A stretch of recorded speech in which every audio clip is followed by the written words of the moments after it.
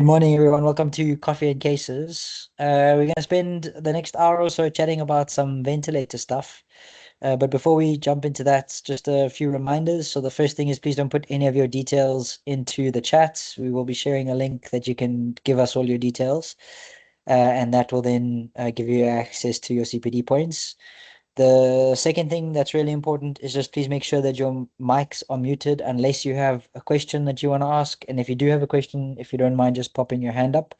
It's not, the intention is to kind of run through questions as they pop up rather than waiting until the end. So please don't feel shy to ask any questions as we go along. And then just a reminder, it's the idea of Coffee and Cases is to create a space where learning can happen across different teams and different environments, silos across emergency medicine. Some of the things we're going to talk about today may not be relevant to your clinical space, but there may be some crossover and some learning that can occur across all the clinical spaces. If you have an experience or you have anything that's interesting to bring to the table, please don't hesitate to pop your hand up. So we're gonna get started. I think just first of all I'd love to have an idea of what we do know about ventilation. So maybe just in the chat, anything that you think relates to ventilation that you think you want to explore, understand, and I'll try and kind of see if that is going to align with the things that I want to hit today.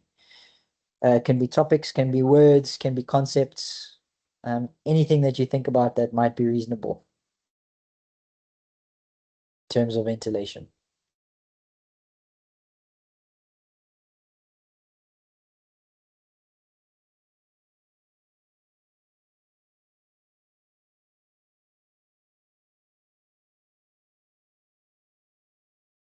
Okay, so we have a few things popping up. Strategies for ventilation. We have attempting to artificially achieve the most physiological normal state based on the patient that's presenting. CPR mode is great. I'm worried about how much CPR you're doing, Karen. Indications, types of respiratory failure, safe settings for everyone.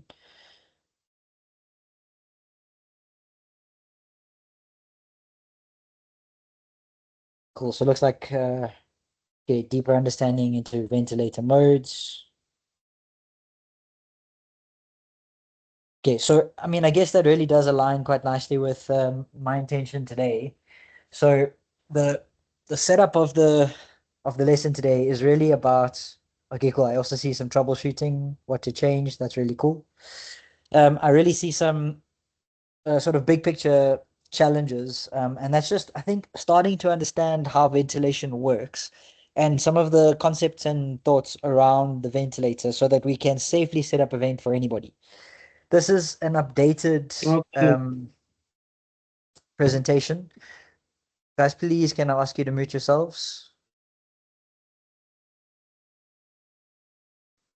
This is an updated presentation which includes some of the new physiological thoughts and ideas around some of the limits and pressures that we should maybe be looking at, but is by no means fully comprehensive to sort of a ventilator guru. The idea here is safe starting ventilation and figuring out from there how we can better meet the patient's requirements in ventilation. So we're going to start out with sort of where does ventilation start? And I think we need to first understand that it all starts in the brain, and it all starts not just in the brain, but also with chemoreceptors measuring pH changes across the carotid bodies, the aortic arch, and the medulla.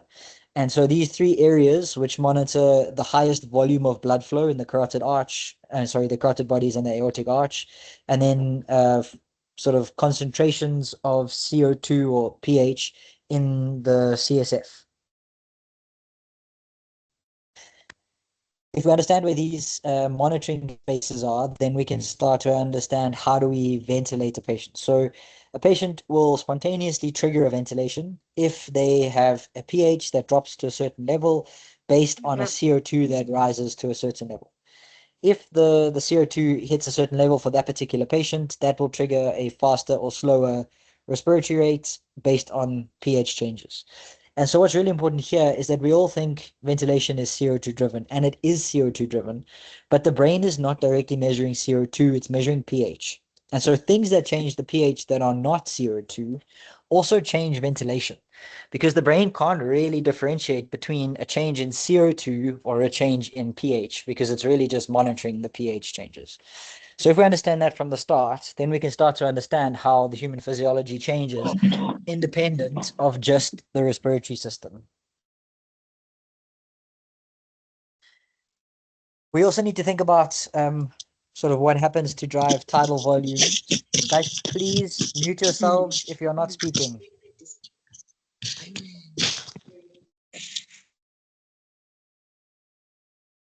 I'm gonna go crazy. If the patient needs more tidal volume because they've got a higher metabolic demand, they're going to need higher rates and higher volumes, and that's also going to change the pH specifically, but drive the brain to make better or different decisions based on rate, rhythm, and volumes. So how much the muscles are going to be moving to do that. And then we need to think about what do we need to allow the patient to move air. So it makes sense that we would need a whole lot of structures in place. So an open airway would be really good. We need to have a brain that's functional, that's well oxygenated, that's able to take information in, to be able to integrate that information and then to make action changes through nerves to the rest of the system. We need to have a spinal cord that's intact so that the messages can actually get where they need to go. We need to have a chest wall that's intact. We need to have a diaphragm that is working the way that it's supposed to be working. We need to be able to actually change tidal volumes, which means pressures within the chest should be reasonable.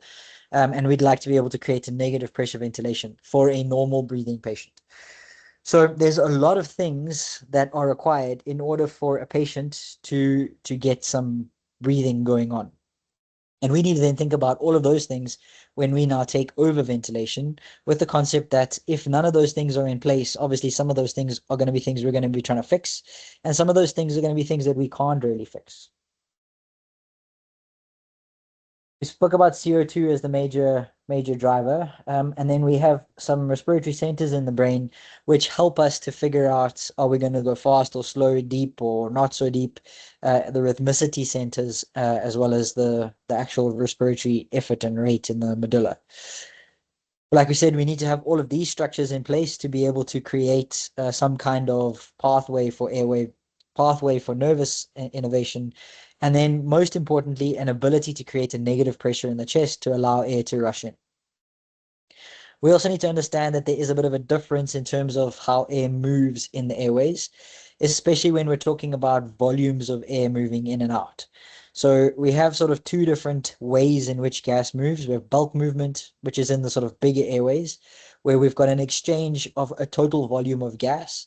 And then as we get into the smaller airways, we've got a diffusion type of movement, where we've got movement from a high concentration to a lower concentration, sort of over the space of time. So while we exchange a tidal volume with every breath, we're not necessarily exchanging all the gas within the lung in a single breath. The gas that's sitting within the very smaller airways and an alveoli is only going to exchange every sort of fourth or fifth breath, depending on rate and tidal volume of that patient. Could be more, could be less, depending on the tidal volume. And so if we understand that we can move big volumes of gas in the non-distensible airways, so the non-stretchy airways, and in the bigger parts of those airways, we talk about bulk movement. Bulk movement really happens in dead spaces, and diffusion really happens in areas where we are actually having gases exchange from a high concentration to a low concentration. What's different, this is talking more about volumes, but what's different is that where pressure is where bulk flow is happening, there's a mass movement down a pressure gradient. And in places where bulk movement is not happening, it's small kind of Brownian rotational motion that's bringing these little particles closer and further from the areas that are needed. We're pretty aware that we've got sort of much bigger airways. We've got the trachea, and we've got these sort of smaller airways down into the bottom. And then we're aware that we have much, much smaller airways, terminal airways, the alveoli and the ducts that allow for movement. But they don't really have any action in terms of bulk flow. So your tidal volume is not able to reach those areas. What's also really important just to understand how positive pressure ventilation works is actually just to understand how negative pressure ventilation works. So from that perspective, if we have a look at this graph, which is showing us pressure and time, in order for a negative pressure ventilation to work spontaneously for a breathing patient, what happens first is the trigger. Second is the nervous message that comes down through the spinal cord into the diaphragm and intercostal muscles, which creates a contraction of those muscles, which results in a change in the volume of chest, which results in a change in pressure in the chest. So we get a negative pressure. So what happens with normal ventilation, how hopefully we're all breathing now, is that first the airways open up and then the gas rushes in. And on expiration, as soon as those muscles relax, pressure is applied to the airways themselves, and then there's a higher pressure within the chest than outside in the atmosphere, and so gas rushes out of the airway. This is really important because when we put a patient onto any kind of positive pressure ventilation, especially if it's not spontaneous, we're changing everything about the way that ventilation happens. And it's not just about how ventilation happens. It changes everything about hemodynamics as well. Because the way that the system is designed around negative pressure ventilation, creating pressure differentials in the chest, allowing for better venous return and preload on a negative pressure ventilation, negative pressure ventilation is far better for perfusion than positive pressure ventilation is in the normal patient. As soon as we start getting into certain types of patients, which we're not really going to have capacity to speak about today, but may be able to do in a separate session, then positive pressure ventilation can be helpful to hemodynamics, but only for certain patients who are very much sort of have too much preload and far too much afterload. But in a normal patient, negative pressure ventilation is about creating movement of gas, but also movement of blood flow. What you can see when we go to positive pressure ventilation is that immediately everything about how we ventilate changes. And so now, instead of having the airways open up before the gas rushes in, here we have the gas rushing in, which then changes the airway opening or closing. And so instead of having that negative pressure ventilation and the positive thoracoabdominal pump pulling blood up into the inferior vena cava on negative pressure, suddenly we have a rush of gas in under positive pressure. We have the alveoli being placed under quite high mechanical shear forces because a change in pressure before the change in volume is definitely more dangerous to the air to the lung tissues. And then on expiration, the only thing that changes is that the pressure that was applied completely disappears. And so instead of now having positive pressure within the chest, we just remove positive pressure from outside the chest and the gas then flows out. And so if we just compare the two graphs, it's an exact opposite, which means everything else is going to change. The way that perfusion happens, the way that gases move in the air spaces, the way that alveoli open and close, the shearing and mechanical forces applied to those really soft tissues. And so I guess what I'm trying to show you here is that we all think about ventilation as this massive fix, and it is. But there are some things that we lose when we go on to positive pressure ventilation, especially with a non-spontaneously breathing patient.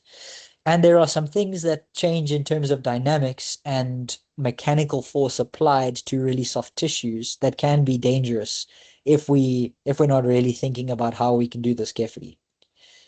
It's also really important to understand that ventilation is not just about ventilating a patient, it's about matching ventilation with appropriate perfusion, with vasodilation, with capillary perfusion, and making sure that the ability to diffuse gases from one place, a gas-filled space in the alveoli, to a blood-filled space in the actual blood, is more than just moving air. It's moving air appropriately under the right pressures into the right structures with the right concentrations so that we can optimize and maximize diffusion or gaseous exchange. And as soon as we lose sight of the perfusion role in really good ventilation, we've kind of lost the game. So as much as we talk about the ventilator as something that manages gas flow, it's also plays a really big role in hemodynamics and shunting and the way that the system functions. In order for oxygen to load and CO2 to offload, there has to be a diffusion gradient. And so part of ventilation's role is creating a gradient for gaseous exchange across inward for oxygen and outward for CO2. If we don't create a gradient, there's almost no chance that diffusion is going to happen. So in terms of gas movement, we're going to split the concepts of oxygen movement and CO2 movement sort of into two different concepts.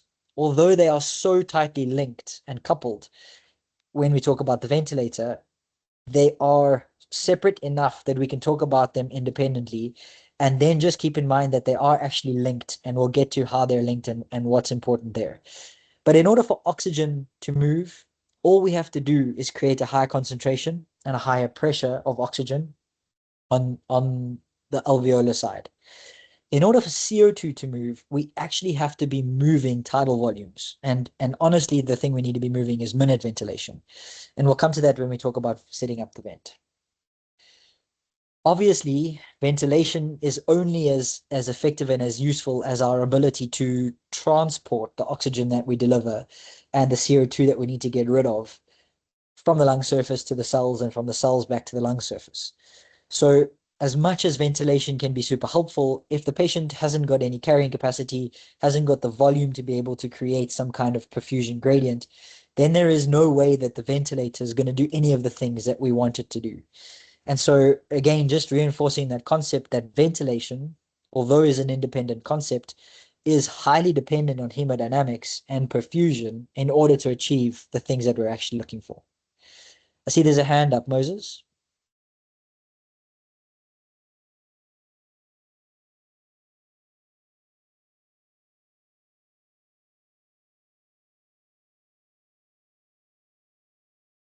Moses.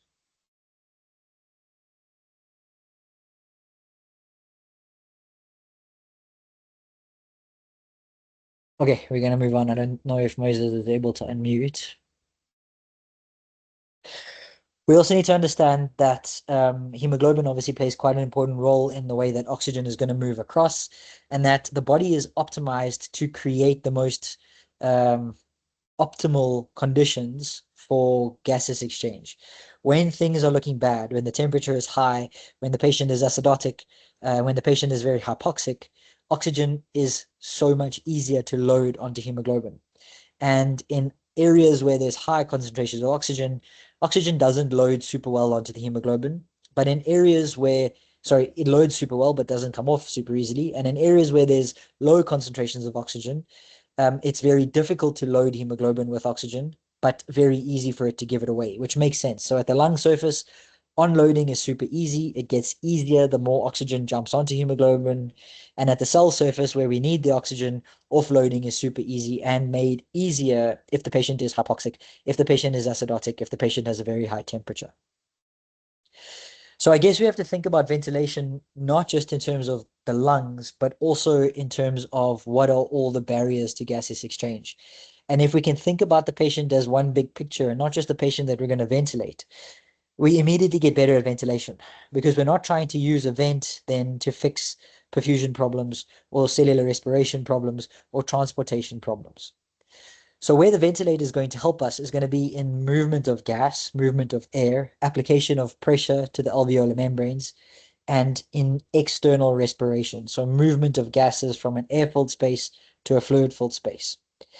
Where ventilation is maybe not going to help us, especially in terms of hemodynamics in a normal patient, is going to be in transportation because we are going to cause a drop in perfusion as soon as we put the patient on positive pressure ventilation. But the resultant benefit might be that better oxygen delivery to the heart could then result in better contractility and better transportation. So at first, maybe a negative, but potentially over time, positive. Ventilation is going to do nothing about delivery of oxygen to the end organ. So making sure that we have perfusion to the heart, the lungs, the brain. But it is going to potentially allow us to have a higher concentration of oxygen and a more reliable supply of it, as well as a more reliable creation of a CO2 gradient to get that CO2 out. And it's really not going to do a whole lot around cellular respiration, except that delivery of oxygen is quite important.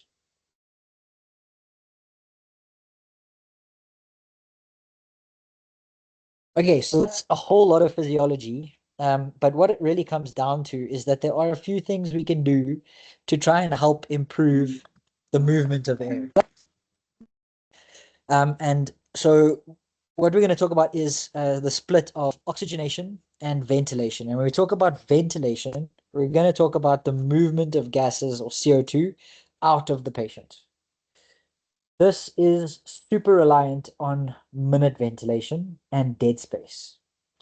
So what we're going to do to try and improve anything to do with ventilation is going to be around how do I optimize minute volumes and how do I decrease dead space.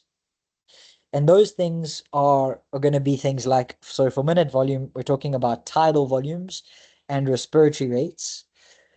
The IE ratio does fall in there, but it's highlighted as yellow because this is really tricky. It's difficult to change your minute ventilation by changing your IE ratio, and we'll play around with what that looks like in a bit.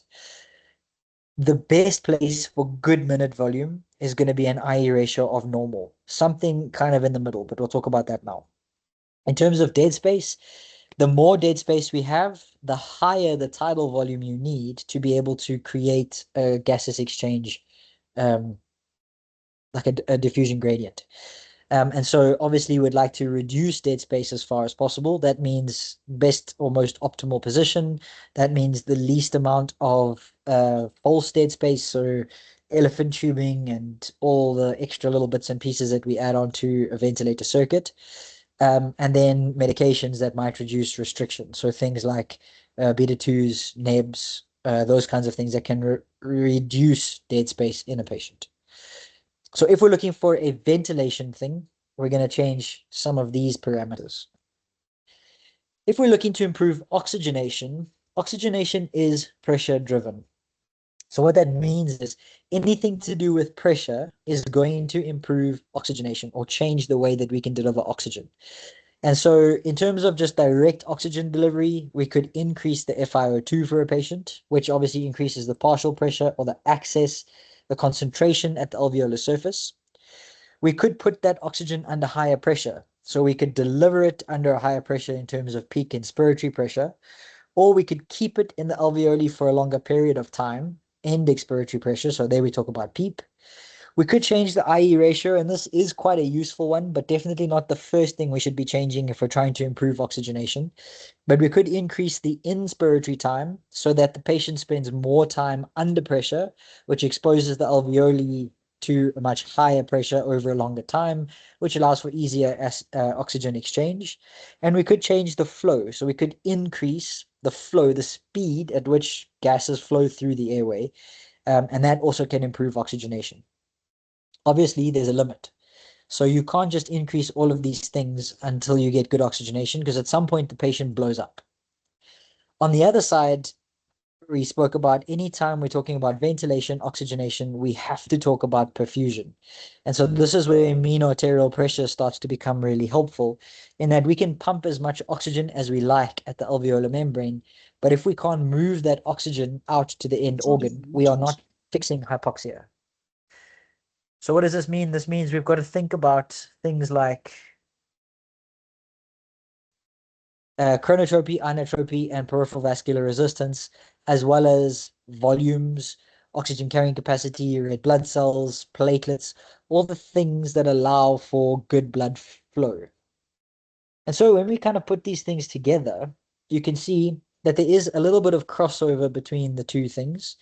And actually, that mean arterial pressure piece should probably go to the CO2 side as well, because without really good perfusion, getting the CO2 back from the end organ is impossible. And you can ventilate that patient as hard as you like, but if you can't get the CO2 back to the lung surface, there's no point in trying to ventilate the CO2 out. It's more than about getting perfusion to get the CO2 out. So the sort of piece that links these two things is always going to be mean arterial pressure in the middle. And the second thing that we also need to think about that we haven't really added yet is that it's all well and good to increase the amount of gas we give, the amount of oxygen we give, or the amount of tidal volumes that we give. But there's going to come a point where we can't increase that anymore, and we need to start thinking about reducing metabolic demand. Because if I can't increase supply anymore, then reducing the requirement might mean that the supply I can deliver will be enough. And if you work in a critical care space, and I guess even in our emergency spaces, you can very quickly start to get the idea that as soon as metabolic demand outstrips your ability to deliver, that's when the patient is going to die. And in terms of ventilation, we're literally on that seesaw of just trying to match the physiological requirement with what we have available in a way that doesn't, first of all, kill the patient by adding too much pressure, too much volume, too much change. And on the other side, reducing the demand so that we don't have to go into these dangerous extremes and put the patient at risk. I'm not sure if there are any questions up to this point. We've had quite a heavy physiology sort of presentation up till here. But if we understand the physiology, suddenly the ventilator stuff starts to make a lot more sense.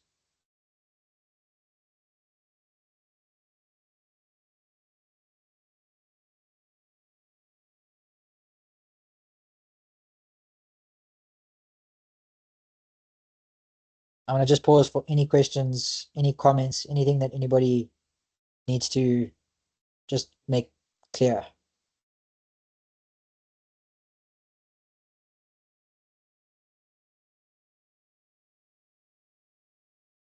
Okay, so it doesn't seem like we have a whole lot of questions. Oh, there we go. Also, Betsy. Good morning, Caleb. Can you rather please explain because I couldn't understand the part where main arterial pressure and inotrope and chronotrope. Can you please maybe elaborate on that again so that I can fully understand? Thank you. Okay, so what we're saying here is that it doesn't really matter how much we try and push oxygenation. If we don't have mean arterial pressure and we don't have the ability to match ventilation to perfusion, you can ventilate that patient until you go blue in the face, but you're not going to be able to improve oxygenation or CO2 removal if there's no perfusion pressure. And the way that we can sort of try and improve perfusion pressure is looking at things like the heart rate, so how fast the heart is beating, chronotropy, the heart's ability to compress the blood within the ventricles, so that would be chronotropy or the stroke volume, and then the peripheral vascular resistance or afterload, how constricted or dilated our vessels are. What isn't on this map is also things like blood volume, carrying capacity, red blood cell, what it looks like and how it carries oxygen.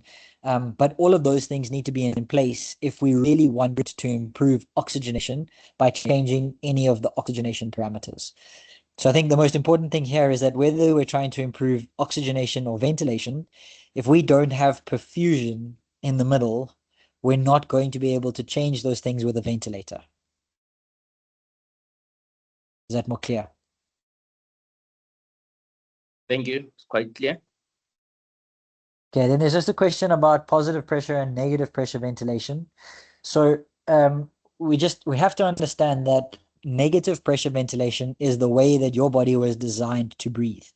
And it was designed to breathe like that because it optimizes and maximizes safety to the alveoli. It means that you don't have to have a positive pressure blowing in your face in order to move gases. And it means that we're able to optimize perfusion through a negative pressure ventilation. So if we think about what's happening, as your muscles are contracting, the diaphragm contracts, the intercostal muscles contract, we have a sudden increase in the space available for air in the chest. As the space available goes up, so the pressure inside that container goes down. And when the pressure inside the chest or the thoracic cavity drops, immediately there's a change in preload because the pressure in the abdomen increases, forces blood up the IVC, pushes it into the thoracic cavity and into the right side of the heart. And with every negative pressure ventilation, we actually have an improvement in your preload on that ventilation. When we take that negative pressure ventilation away, we are removing that thoraco-abdominal pump and we're limiting how easy it is for blood to move from the IVC into the right heart. And so preload drops off as soon as we start positive pressure ventilation. Firstly, because we lose negative pressure ventilation. And then secondly, because in order to get gases to move in a patient who is not spontaneously breathing, we have to apply pressure at the alveolar surface first in order to open it up. Whereas in a normal negative pressure ventilation system, what's happening first is that the alveoli is opening, the volume is first changing, and then the pressure changes. With positive pressure, we're changing pressure first, and then the volume changes, which means higher shearing forces, mechanical forces on the actual soft tissues of the alveoli, and that decreased venous return. Does that answer that question?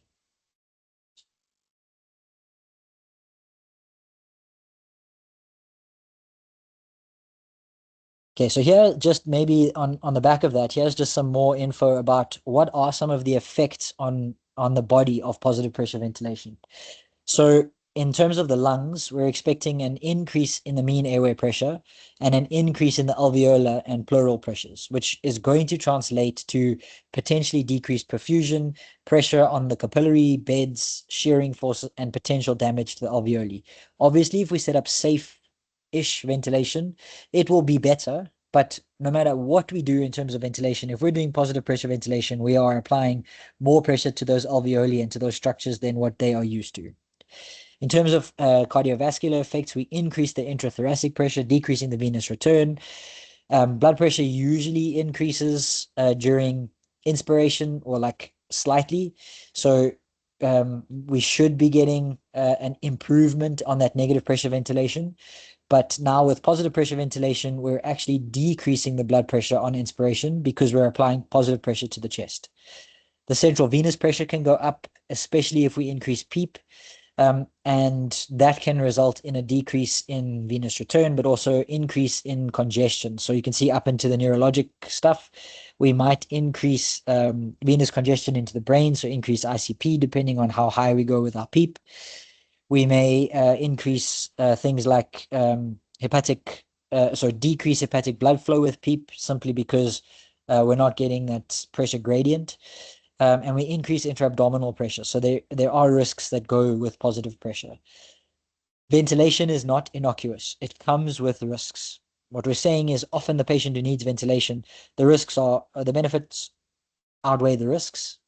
They are required, but we just have to be aware of some of the things that we can do when we ventilate. Okay, so I think we've probably had enough of the physiology. So let's get into some of the rules to make sure that we are safely ventilating a patient, no matter what vent we're sitting in front of, and no matter where we are in the country. So when we talk about mechanical ventilation, there's a few things we just have to think about first. So firstly, how is the breath triggered? So what is telling the vent it's time to give the breath? When is the breath given? So if it's not triggered by a patient or by, we'll talk about some of the other options just now, then it may just be time triggered, which means that the patient would be given a breath based on just a simple time. What drives the breath? Are we using volume or pressure to give the patient the breath? And then again, what terminates the breath? Are we hitting a certain tidal volume? Are we hitting a certain flow? Are we terminating at a certain time? And then lastly, what are our safety parameters? And these are the things we're gonna run through to make sure that we're really happy with how we give breaths to patients. So in terms of triggers, there are a few options for triggers. We use either pressure or flow triggers. And this is something that is measured inside the vent circuit through a flow sensor or on the vent itself through a pressure sensor. When a patient creates a change in either the flow through the circuit or a negative pressure in that they create the musculature or the muscle change to pull a negative pressure against the ventilator, the machine should pick it up. The closer you get to zero, the more easy it is for a patient to get a breath. So on all of our vents, any of the vents that are relatively smart and have any kind of ability to synchronize with the patient, you will find a trigger setting. Most of the smart vents use flow because it's a little bit more comfortable. It's also easy to measure on the flow sensors and are highly sensitive. Some of the older vents tend to use pressure because it's a little bit easier to set up and doesn't require a flow sensor to be able to make it happen. But the answer is the closer to zero it is, the easier it is for a patient to get a breath. the further from zero it is, the harder it is for a patient to get a breath. This probably doesn't mean much if you're standing still in an emergency department or in a theater or an ICU, but it starts to get a little tricky when you start moving the patient. So although zero would be ideal, maybe just above zero, it's not really feasible because then any movement on the vent circuit results in the patient getting a breath. So we'll talk about what are we going to set, but if we're talking flow settings, somewhere between sort of 2 and 5 is probably fairly reasonable for most patients in a moving environment. In terms of pressure, somewhere around -2 is probably pretty reasonable depending on the patient in front of you. There are some other trigger modes. So these two trigger modes use movement of either pressure or flow within the circuit. There's a really fancy trigger mode that uses measurement. So it measures the innervation of the diaphragm through an esophageal detector. So you place an esophageal tube and it then measures electrical stimulus to the diaphragm. So when the brain sends a message down the phrenic nerve that it's time to breathe, the ventilator recognizes that electrical stimulus and then gives the patient a breath. We don't use this super often in the pre-hospital spaces, and also not super often even in the hospital spaces, depending on where you work. But some units use it quite a lot, and especially in kids, seems to be an option that might be a nice option. From our perspectives, we're not going to probably see the neural triggers very often at all. Then we've got to think about when is the breath going to be given. So in my mind, I kind of break vents up into 3 different potential options. It could be fully ventilator controlled, it could be fully patient controlled, or it could be a partial or a mixed mode of ventilation. And each of these comes with risks and benefits. So maybe let's just open up super quickly. What are some of the benefits of a patient controlled mode? Any thoughts?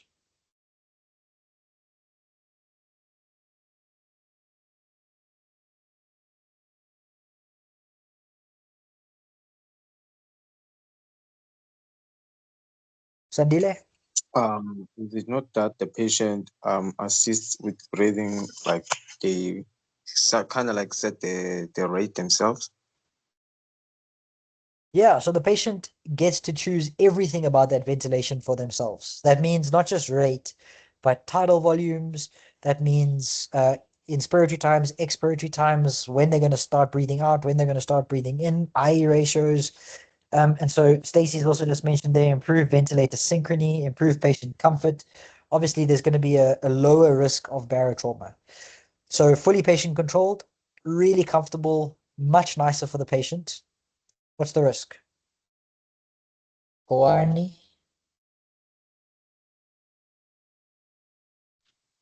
Oh, I wanted to give another comment on the benefits. That also long term coming off the vent will be easier because they weren't fully dependent on it per se. But I can also name a risk. Sometimes if the patient is not coping on their own, or if they're not, or the level of consciousness is not very great, things like that, their initiative might not be enough to sustain them. Awesome. So all of those things are absolutely right. Obviously, if a patient is spontaneously breathing, they are exercising their diaphragm and intercostal muscles, which means they don't get as atrophied as if they were in a fully ventilator controlled mode. And there is a risk, especially in some ventilators, that if the patient stops breathing or isn't coping, that on a fully patient controlled mode, they may not actually get what they need, and they may not actually get anything at all if they were to stop breathing spontaneously. So benefits and risks. What about a fully ventilator controlled? Any benefits there?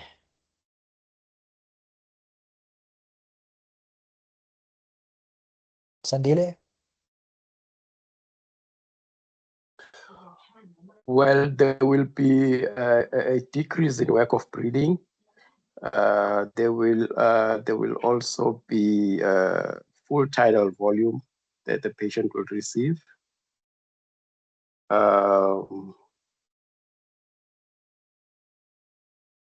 Circulation will also improve. So a lot of That's what these I can think things of are right now. dependent on what kind of settings you set, right? So if we've been smart and we've set really good settings and we've got good synchrony, then those things are true.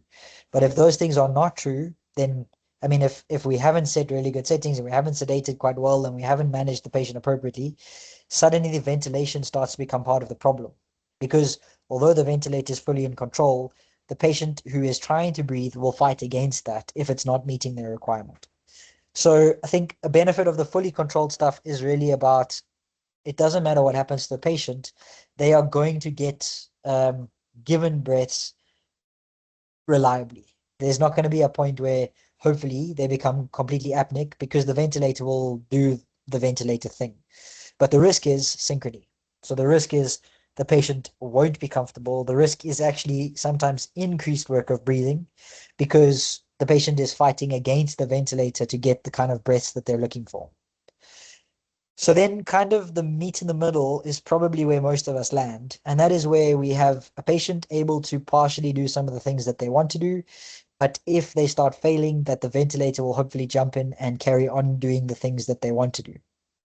As much as we would love a partial or mixed mode of ventilation to be perfect, it's only a partially synchronized mode dependent on the ventilator that you're using. So there are periods where the patient may still have some dysynchrony, and there are periods where the patient may have some short periods of apnea. But from a safety perspective, for most of us, the partial controlled modes are probably the go-to modes in most of our settings. But it's a little bit more complicated than that because a lot of depending on the vent that you use, you're going to have different software and technology that's going to help you in these spaces. So what I want to do is just kind of paint a picture of what are some of the machine controlled modes, what are some of the mixed modes, and what are some of the fully controlled, fully patient controlled modes. And then we'll have to be a bit more specific because every vent is slightly different, and we'll kind of have to figure out what your vent does. So in general, ideas of machine controlled modes.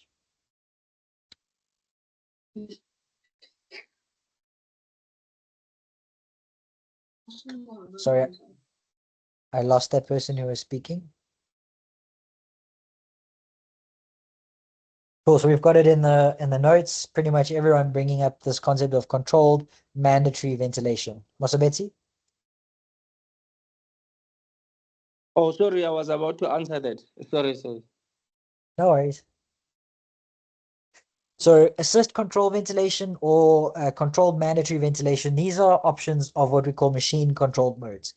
Now, if you're working with a Hamilton, even these options are actually kind of partially synchronized modes. So it gets a little messy. But on any of the sort of more simple transport vents, any of your like oxylogs, any of those kind of vents, CMV is literally a machine controlled mode and assist control is the same. On the fancier ICU vents, it's a lot more complex, but we can figure out settings to kind of figure out what that looks like. In terms of mixed modes, we have a few options. So PRVC is one of the options, pressure regulated volume controlled. You won't find this on a Hamilton, but you might find it on some of the other vents, the more fancy vents like the Stefan.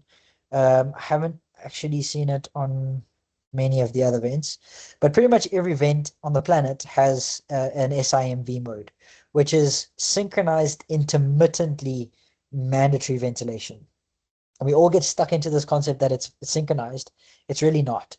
It is partially synchronized, provided the patient is doing what the ventilator is expecting the patient to do. So it can be a more mandatory mode and it can be a more synchronized mode, provided the patient is kind of actually applying what they're supposed to be applying. And then in terms of fully patient controlled modes, any ideas?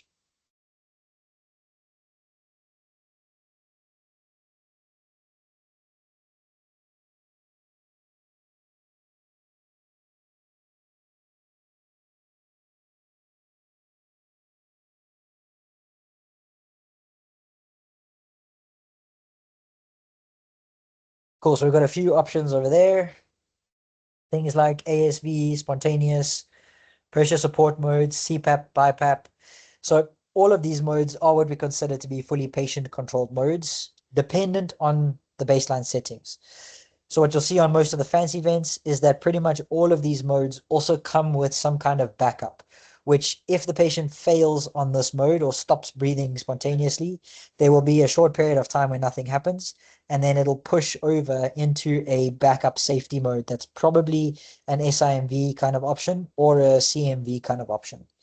You won't find that on pressure support ventilation or volume support ventilation, but you will find it often on your CPAP, BiPAP, or DuoPAP, depending on what DuoPAP stands for, because for some reason, the vent manufacturers do not care about patient safety, and some of the vents call DuoPAP APRV, and some of the vents call APRV APRV, and so you have to be really clear about whether your DuoPAP is BiPAP or if your DuoPAP is APRV.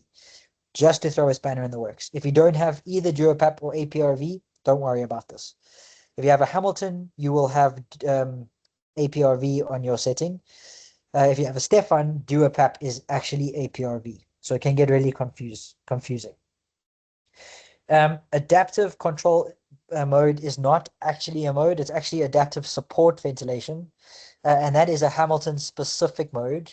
We can touch on it in a little bit. It's sort of a mixed mode, so it does almost everything with a backup in case the patient stops breathing, but we'll come to that in a bit. Not everyone has access to that mode of ventilation. Okay, so now that we sort of have a handle on what modes there are, we have to understand what drives the breath. And when I speak about what drives the breath, we really have to understand that we could either give a breath through volume or we could give a breath through pressure. But before we get there, there's two concepts we just need to chat about. So the first is this idea of resistance. So we talk about resistance as sort of the measure of pressure against which you need to move air in order to get the lung to expand. So resistance is kind of measured in the airways, the dead spaces, the non-distensible airways. And I kind of think about it like a balloon. So to get that balloon to start inflating, you have to overcome the pressure within that non-distensible stalk. And that's going to be the resistance against which you have to blow. In a patient's lung, it's going to be whatever is stopping movement of gas from in the bigger airways and the smaller airways to get into the alveoli. Resistance is variable, and it's variable not just in each patient, but also patient this minute and next minute. A patient who has bronchospasm or mucus plugs or whatever it is going to have variable resistance as time goes on. The wider an airway lumen, the less the resistance. The longer an airway lumen, or the longer the length of the tube, the higher the resistance. And the more turbulent the flow, the higher the resistance. The real variables for humans are going to be lumen size, so bronchodilation or constriction, and turbulence of flow within the lumen. We're not really, I hope, going to be able to adapt for length because, I mean, especially in the pre-hospital space, a patient isn't going to get taller in the time, hopefully, that you're treating them. The second thing we have to think about is compliance. So compliance is a measure of how stretchy and how easy it is to return that alveoli back to its normal shape. The more compliant tissue is, the less pressure you need to distend it. The less compliant tissue is, the more pressure you need to distend it. And so it's kind of this measurement of elastic recoil of the lung. It is measured indirectly in our spaces by looking at the plateau pressure. So how much pressure do I have to apply at the end of inspiration to be able to distend the lungs to their like maximum stretch? And I kind of think about it like a balloon. When you start blowing up the balloon, you hit resistance. As soon as the air moves into the stretchy part of the balloon, you get your compliance change. And as that balloon is starting to get to the point where you can feel, if I put more air into this, it's probably going to blow up, that would be your end inspiratory pressure. That would be your plateau pressure. And that would be a measure of the compliance of that balloon. And so if you can imagine like a trick balloon only distends a very small amount because it needs to have that specific shape to turn it into a dog. But let's say a beach ball has almost endless compliance until that big amount of compliance is reached. If we just have a look at this sort of with the balloon analogy, but also with a pressure graph, you can see that the resistance is what is required to start over, so the inspiratory pressure is what you're required to start overcoming that resistance. In order to get to the distension of the alveoli, you're going to need to overcome that resistance and then allow for a little bit more pressure. You're going to maintain that pressure for a period of time to allow for that balloon to distend as much as it possibly can within safe ranges. That's where you're going to measure your plateau pressure. And then when you stop blowing in and you release the balloon, that's going to be your expiration. Resistance and compliance are adaptable throughout the ventilation. So a patient can change resistance and compliance throughout the whole period. And why these are important is because these are going to affect how the volume or pressure control is going to interact with the patient. So when we talk about a volume controlled ventilation, I like to break it down into what do I set, what do I get, and what are the variables. So when we have volume control, we set a volume as a target. We set that volume hopefully within safe limits. We get a pressure, so we achieve a pressure through delivering the volume. And the other variables are going to be things like compliance and resistance. If I have great compliance, I'm going to get a relatively large volume for a very small pressure.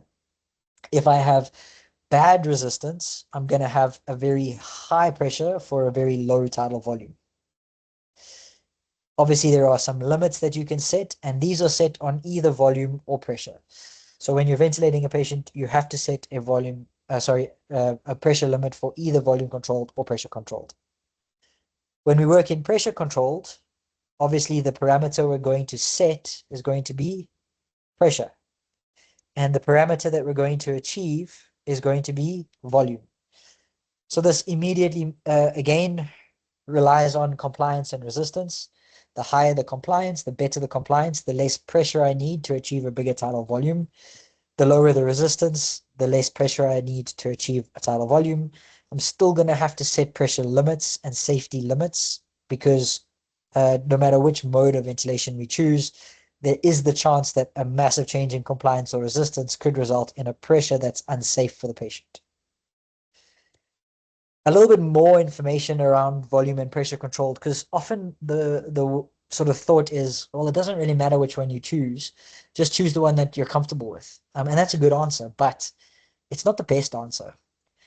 It's always good to use something you're comfortable with, but if you're going to be ventilating patients, you need to be comfortable with all the options. Otherwise, what are we doing?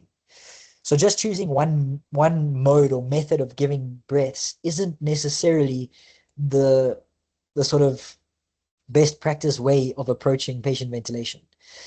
What we need to understand is that each have their own benefits, their advantages and disadvantages, and it depends on the kind of patient you're busy dealing with.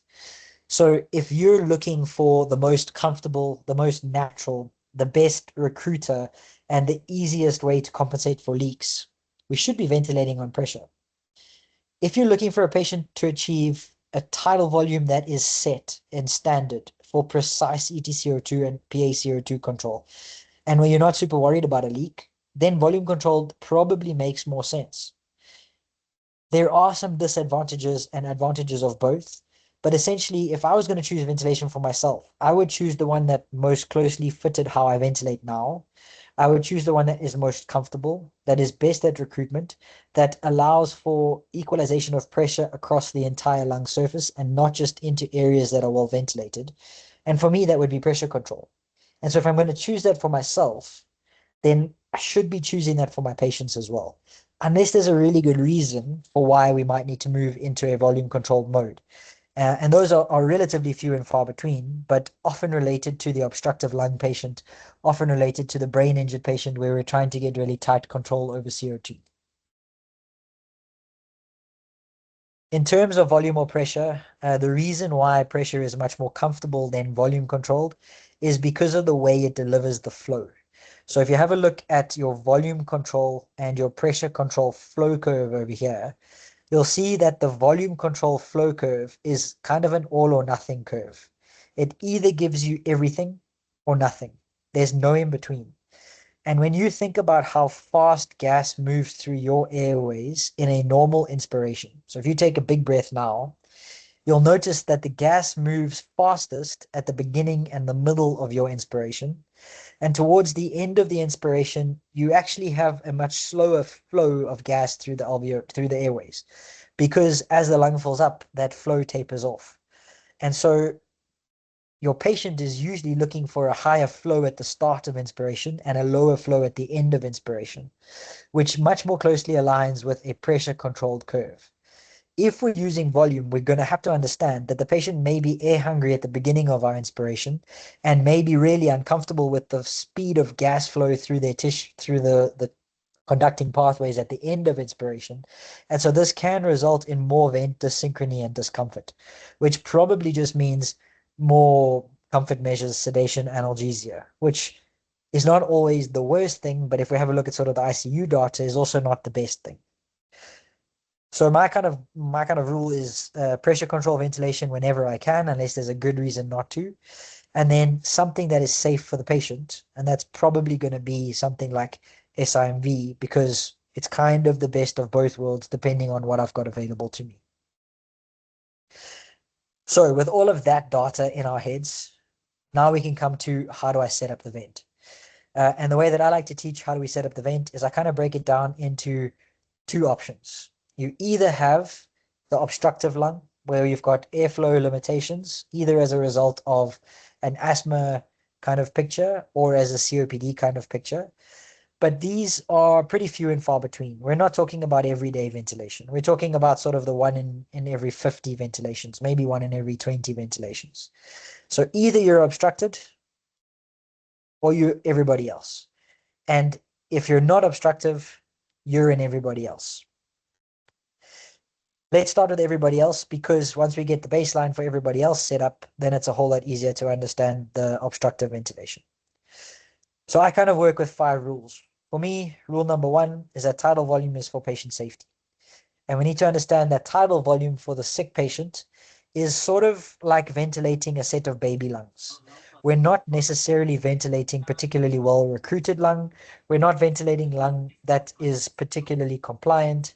It's not the best ventilation. As soon as we can understand that, we can then understand why we use certain things to get to where we want to go. We also have to understand that our patients who we are ventilating have a much reduced functional residual capacity and often a much increased metabolic demand or requirement. What's also really important is that lung volumes in certain patients reduce over time. And so we're not able to really ventilate to optimum. We're ventilating to the best that we possibly can, especially in the obese, the really sick, the geriatric, the pediatric, the hypermetabolic patient. We also have to understand that when we're putting a patient on a ventilator, we're not doing it like in theater where we've got a relatively healthy patient to start. We in the EMS spaces are ventilating patients who already present with a shunt. And what we mean by shunt is that we've got blood moving from the right side of the heart through the lungs back to the left side of the heart without necessarily being optimally oxygenated. And in those cases, as much as we would like to fix it with ventilation, it may not always be a ventilation fix. So what do? We do 7 to 8 moles per kilogram of tidal volume based on ideal body weight. We should use tables to kind of figure out what the ideal body weight is for a patient's particular height. But a super quick rule of thumb that you can use is just the patient's height minus 100 for males and 105 for females. Whenever I do this calculation, it makes me feel super fat. And it's really sad. But I'm 170 centimeters tall. That means that I should be ventilated at an ideal body weight of around 61 to 75. So sort of probably in that 70 kilogram range. So if we can do a super quick summary, tidal volume is for protection of the lung tissue. Because we're ventilating what we call baby lungs, we're ventilating lungs that are not necessarily set up for optimal ventilation like you or I would be doing right now. Rule number 2 is a little bit more tricky because it's not really something all of us can change in our settings. But rule number 2 is that inspiratory flow is for patient comfort. And so when we talk about inspiratory flow, obviously matching the flow curve to the most natural way of breathing would be the most comfortable way to ventilate a patient, which probably means using a pressure-controlled mode. In the absence of a pressure-controlled mode, we'd probably like to sort of understand that the patient isn't going to be as comfortable as they should be. So like we did earlier, if you take a breath now, you know that you breathe more in a decelerating flow curve, where you've got lots of flow at the beginning of your breath and less flow towards the end of the breath. That's the flow curve we'd love to ventilate on. Volume ventilates the square and pressure ventilates the triangle. What's also really important is that you cannot out-sedate crappy settings. So if you've got a patient who's really uncomfortable, start first with your basic settings and come to sedation as a last resort. Because just throwing sedation and analgesia at a patient who we have set terrible settings for is not going to fix things. So in our spaces, where possible, inspiratory flow is for patient comfort. If you have a fancy vent, what you can do is increase the inspiratory flow value and see if that creates more comfort for the patient, but is beyond the realm of most of our abilities. Rule number 3 is that the respiratory rate is for CO2 control. And so we're going to, once we've set our tidal volume and we've set something comfortable for the patient, we can now use our respiratory rate to manage that patient's minute ventilation requirement. We have to understand that it's not just about respiratory rate, it's actually about minute ventilation. So that's understanding tidal volume times frequency. And what is a normal minute ventilation amount for a patient? Really tough to figure it out, but we'll go and look at it in a second. But the rule here is that you never ever take away from a patient what they are getting right for themselves. So a patient who is breathing fast and who has a CO2 that is low is probably doing it for a really good reason. They're probably not just messing around. They're probably not just anxious, especially if we're talking about getting that patient on a vent. So what that means is if you take over ventilation for a patient who's breathing really fast, try and keep them a little faster than what you would be comfortable with and figure out why it's happening.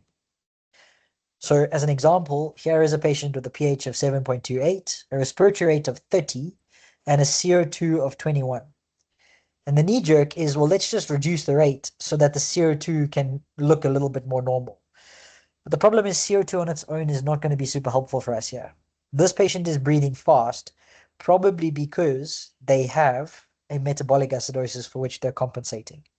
If we just drop that patient's rate, what are we going to do to that pH?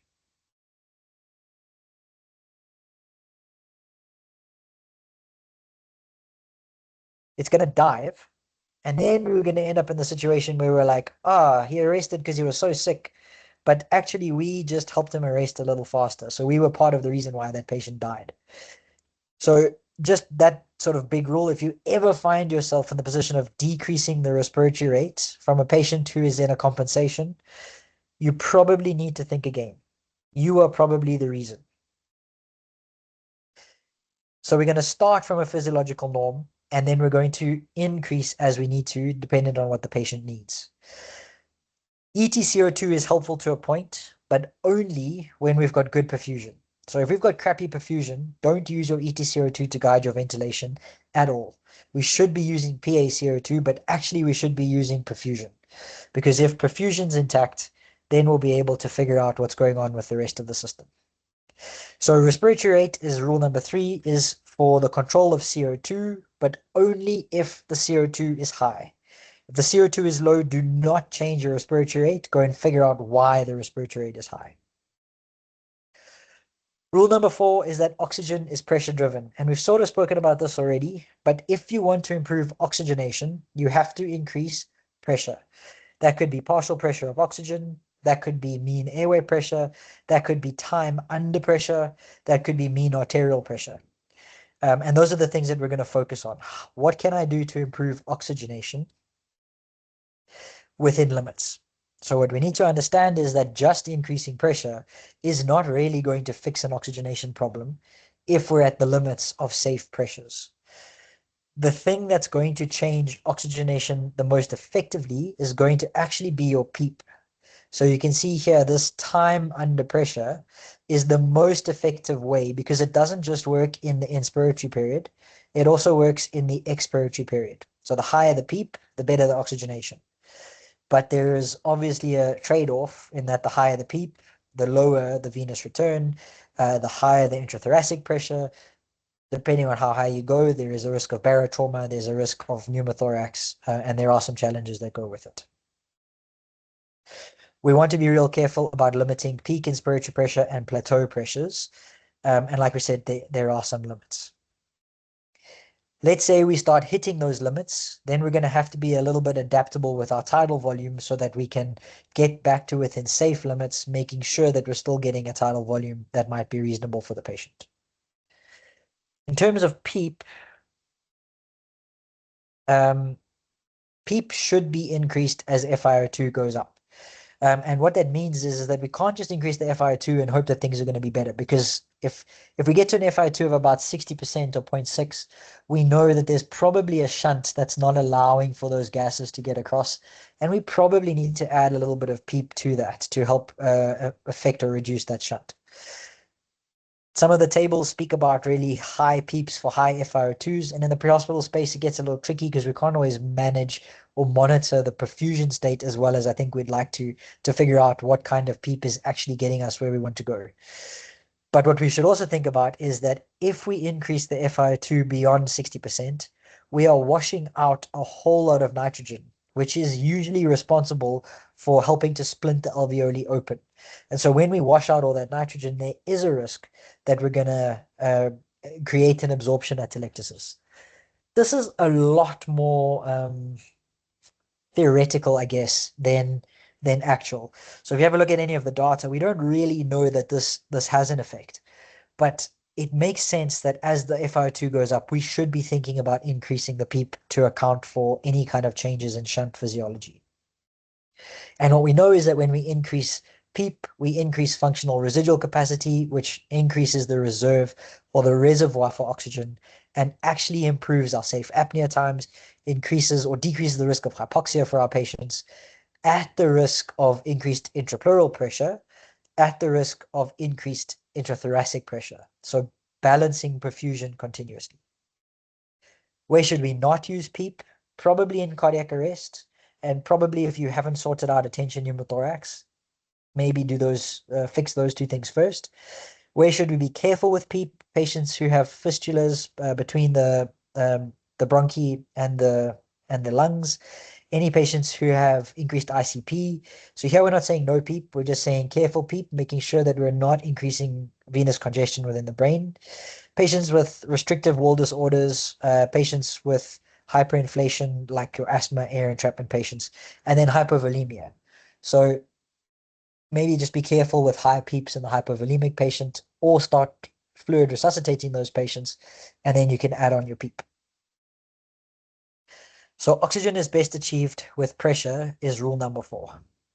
So far we've got 4 rules. Rule number 1, tidal volume is for patient safety. Rule number 2, pressure control, probably more comfortable because of a flow curve. Rule number 3, respiratory rate is for CO2 control unless the CO2 is low. And rule number 4, oxygen is pressure driven. So there's some settings we can set there. The problem is that with all of these rules is you can't just change the parameter until you achieve the thing you're looking for, because there are limits. There are some safety limits that need to be applied to the patient in front of you. What we need to understand though is that there is a bit of a difference between an alarm and a limit. So I kind of think about an alarm as like my phone clock going off. I could choose to ignore that alarm and just carry on doing what I'm doing. The vent won't allow you to do that with certain things. So a pressure alarm is actually also a pressure limit, and a limit will stop activity at that point. Not all alarms are limits, so we can go and have a look. This is just an example of the Hamilton alarm setup, and you'll see here there's loads of alarms. In fact, there's 3 pages of alarms. The first alarm is a pressure alarm, but it's also a limit. And you can see here in the background, guys, please mute yourselves. You can see in the background here that there is an alarm that will go off once the vent hits that high pressure, but there's actually a limit to the tidal volume or to the pressure that's being allowed here. And what's really weird for the Hamilton specifically, and I guess all vents will do something specific to their manufacturer, but the Hamilton will limit you around 10 centimeters of water lower than what you've set your pressure limit at. So it gives you a soft limit and then it gives you a hard limit. And you can see in the background, the hard limit is your red line, the soft limit is your blue line. And because we've set our pressure limit to 35, it's going to stop that breath at 25, which just means we need to think carefully about what kind of settings you've set so that you can get the actual limits that you're looking for. This is a limit, sort of, and the sort of is because of the hard and the soft limit. You can see there's the soft limit. In terms of the other alarms, these are all just alarms. They do not limit ventilation. And actually, what we figured out quite recently on the Hamilton is that the tidal volume alarm is also kind of a limit, but it's a limit that is so set so high that it probably won't make much sense in the adult patient. In the neonate patient, the alarm will be set at that high number there, but the limit will be set at 1.5 times the highest acceptable tidal volume. So if we were to ventilate this patient on a tidal volume of 1,200 moles, it would stop the ventilation at 1,200 moles. So in Hamilton, a tidal volume is also an alarm, but also a limit, and the limit is just 1.5 times higher than the alarm. But these are technically all alarms, which means you can go above and below them. The vent's not going to stop the ventilation. It's going to allow you to do that, which immediately tells you that if you've not set specific limits on the alarm settings for your patient, the vent is not going to, first of all, tell you when things are going bad. And second of all, even if it tells you, if you don't listen, it's probably not going to stop doing the bad thing unless it's hitting a pressure limit. So that's just something really important to keep our eyes on. The other thing that we should be thinking about in terms of pressure limits is going to be the driving pressure. So there are sort of three big pressure rules. First pressure rule is going to be a peak pressure of no more than 35 for normal lungs, a plateau pressure of no more than 30 for normal lungs, and a driving pressure of around no more than 15 for normal lungs. And if we stay within those three pressure parameters, we'll much better be able to ventilate and safely be able to ventilate a patient in our uncontrolled environments. The problem is, if we go look at our pressure alarms again, there's no space there to be able to set up a plateau pressure alarm, and there's no space there to set up a driving pressure alarm. These are things that you're going to have to just keep your eyes on once you've got the patient ventilating, and then sort of see how you go with the patient. The next alarm that's really important is to think about your minute ventilation alarm. So if we just think about minute ventilation, oh, that's in the wrong place. Minute ventilation, we don't have great data about what is normal minute ventilation for patients, but there is some sort of thumb suck data that we have available to us based on normal vital signs. So for an adult patient, anywhere from 70 to 100 moles per kilogram per minute is pretty normal. For a pediatric patient, anywhere from 100 to 200, infants slightly higher, 200 to 250, and neonates 200 to 300, maybe even up to 300 moles per kilogram per minute. So what that means is over here, let's say you're ventilating me, I'm 70 kilograms ideal body weight. My minute ventilation requirement is probably somewhere around 7 liters per minute. And depending on my metabolic demand or requirement at the time, that could go up and it could go down. So if I'm super well sedated, I don't have a temperature, I'm not really uncomfortable, my minute ventilation requirement might be around 5 or 6 liters per minute. So when you set your minute ventilation alarm, you need to set it in line with sort of what's going on with your patient and also what's reasonable and safe for your patient. And the rule of thumb that I just kind of use is whatever the middle of the road is, which is for me 7 liters per minute, I'll just put it half up and half down. So the setting would be 10.5 at the upper limit and around 4 at the lower limit. That kind of gives you a safe range. What you can do as well is also just auto your alarms to the patient that you have in front of you and then adjust them as you treat the patient to get the best possible answer. The higher the metabolism, the higher the minute ventilation. Try not to limit your minute ventilation as far as possible, and don't panic if it goes high. because what it's telling you is that the patient needs more than potentially what you've set. And that just means you need to go and figure out pain, sedation, analgesia, empty the bladder, fevers, anxiety, the stretcher that's poking the patient in the back. It's all about managing the patient's requirement to try and limit their minute ventilation, not dropping the minute ventilation and hoping that it sorts itself out. And you'll see that obviously these change depending on the patient. So the patient who is acidotic, who's got a toxin on board, who's got a DKA, a rhabdo, severe acidosis, is going to sit with a ridiculously high minute ventilation requirement. And your patient who is sort of the COPD air trapping asthma patient is probably going to sit with a relatively low minute ventilation requirement. And you're just going to have to adapt that to the patient in front of you. The next alarm that you probably want to set is your upper and lower limits in terms of respiratory rate. These are not limits, but they are alerts. So 40 for any patient is probably a little high unless it's an infant or neonate.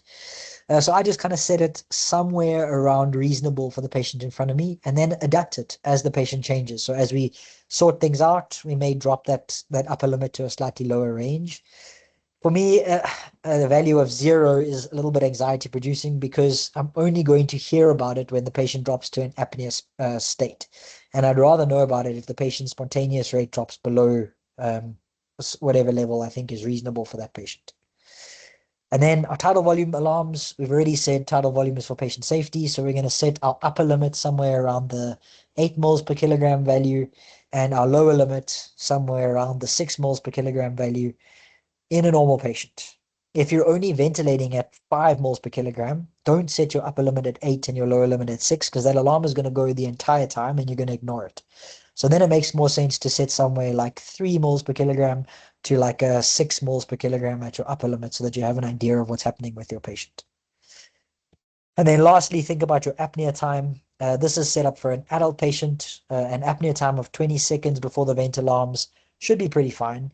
You're only going to miss maybe 3 breaths in an adult, which may be slightly risky, but you could also drop that to 15 seconds and then only miss sort of 2 breaths.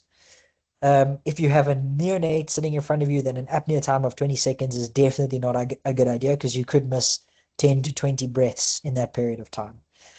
So I guess what I'm trying to get at here is that your vent is not set until your alarms are set up for the patient in front of you. Not the default alarms for the ventilator, not the default alarms for what the patient's height is, although that's a relatively good starting point.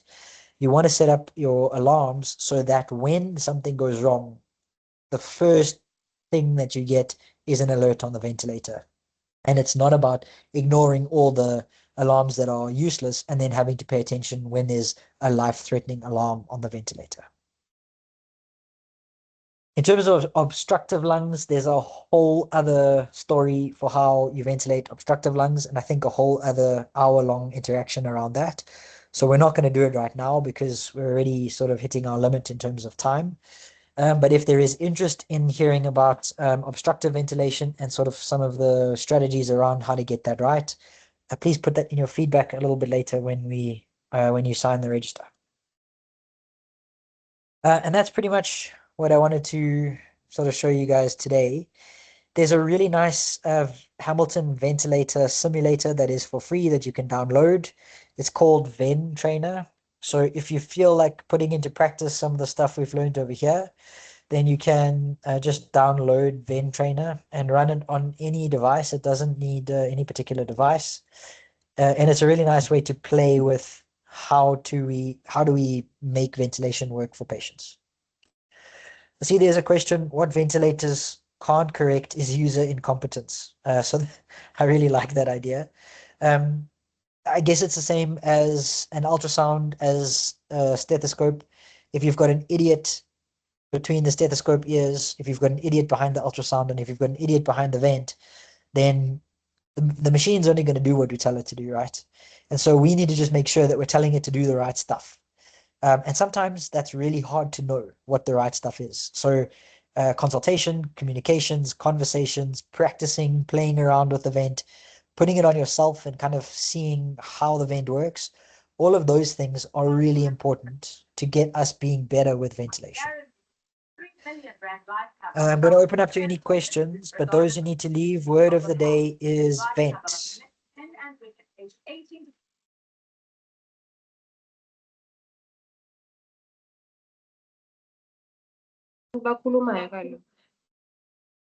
Any questions, comments, jokes?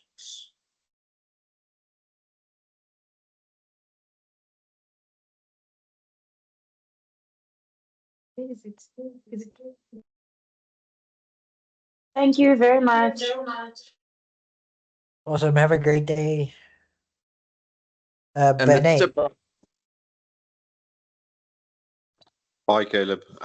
So How's it? one of the issues I've got quite often up here is the malaria patients that are compensating not well enough for their metabolic acidosis.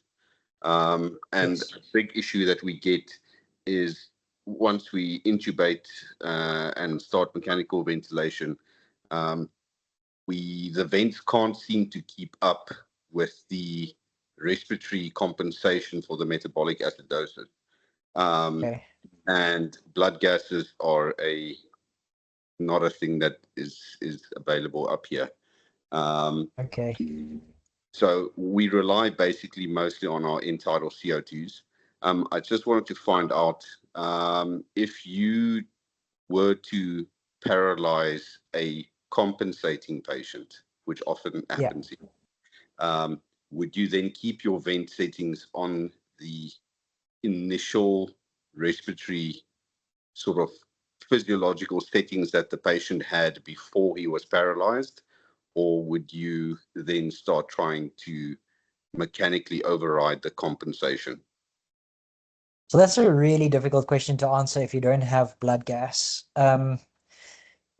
The easy answer is we should be doing a blood gas, but if you don't have that, that's really tough. So I guess the sort of MacGyver answer would be make sure that you are in a physiological state as far as possible from a perfusion point of view, that you feel like you can trust the end-tidal CO2 at least partially. We're not going to probably then target a specific number, but we're going to target a sort of trend.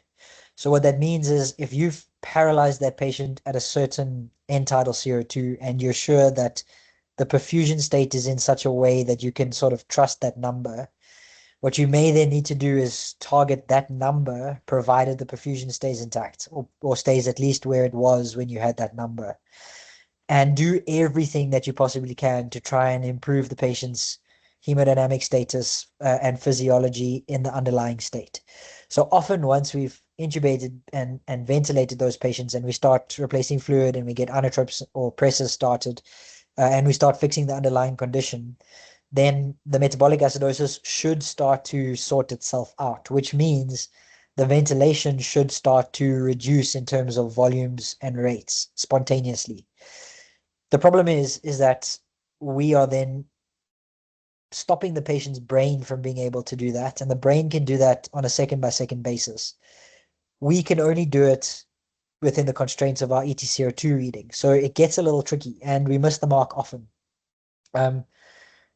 If you're ventilating a lot of these patients, I'd say we need to motivate for blood gas because that's really going to be able to give you the best possible answer. In the absence of that, target the safest perfusion state that you can. Target an end-tidal CO2 and a respiratory rate that gets you close to that as you can, and do everything you can to fix the underlying metabolic acidosis if possible. I don't know if that helps. Yeah, that does help. What we do, well, since blood gases are not a possibility here, what I sort of push for is to avoid paralytics. Yeah, that's a good answer. The patient sort of keep an eye on his normal physiological, what is he doing, how is he reacting, and then I sort of just stay with that sort of rate and mode that he's comfortable in. Yeah. Because it's usually these patients usually crash as soon as they are paralyzed, and then the doctors, I'm not bad mouthing doctors, but then they switch over to their normal comfortable vent settings, and then the compensation mechanism is completely overridden, and then the patient goes more and more acidotic. So honestly, that is the best answer, is to try and stay away from the paralytic as far as possible. If you can ventilate in a mode that's going to match their requirement, that's going to support their volumes, then oftentimes their respiratory rates come down because you're matching their requirement and giving them the support that they need. So whatever you're using, you're going to need to make sure that you're giving them pressure support, that you're giving them maybe volume support if you're in a volume controlled mode, and that you're matching their needs and letting their brain make the decisions if they're capable of doing that. If it's like a cerebral malaria, for instance, and the ICP is so high that it's not actually helping, you may have to then ventilate slightly faster and with higher tidal volumes than you may be comfortable with, simply to keep them alive. Cool, thanks. Yeah, good job. Chris, I saw your hand went up. No, you asked for a tip for the day, and all I was going to say is don't drop the ventilator, please. And if you do, fake a seizure. Absolutely. Thanks a lot, Caleb. Awesome. Thanks, guys. There's a question. I'm not sure whether it's relevant to the topic of the day. Diplomas training allows them to utilize vents, but they can't intubate. What can they do if the tube dislodges or the patient extubates in transit? What advice do you have? So, I mean, that's not really a ventilation question, but there are lots of other options. So LMAs are available, BVMs are available, even just ventilation with mask and the vent is available. I think it's about not limiting yourself based on a skill scope. It's sort of more about what does the patient need. And mostly they don't need an airway. Mostly the patient needs ventilation. And if you can hold the airway open and continue to ventilate them, you're doing just as well essentially as a patient who is intubated. But I like the answer to the question here is try and make sure that the tube doesn't dislodge. I think that's really good advice.